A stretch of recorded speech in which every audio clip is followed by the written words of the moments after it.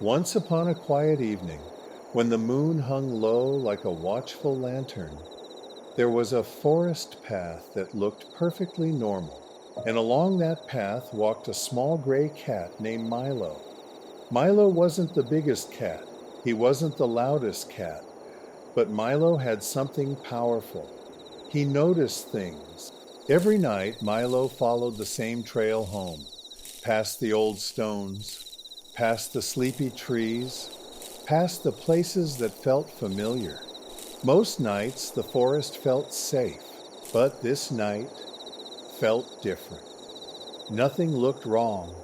The moon was still shining, the crickets were still singing, and yet Milo's whiskers twitched, his steps slowed, and inside his chest, something whispered.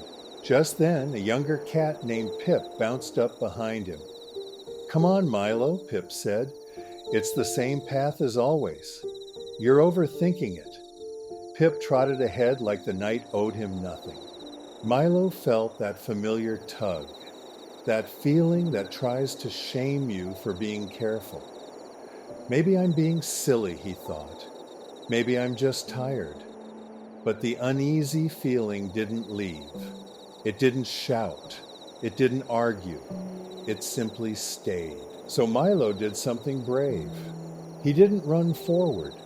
He didn't pretend he was fine. He didn't follow the crowd. Milo waited. He listened. And then he heard it. A soft scrape, a slow breath, a heavy step where no heavy step should be. A large stray cat, hungry and territorial, slipped through the mist, right across the path Pip had taken. Milo didn't move. He stayed still. He stayed smart. A moment later, it passed. The forest returned to quiet, and Milo let out a slow breath. Not because he was scared, but because he was proud.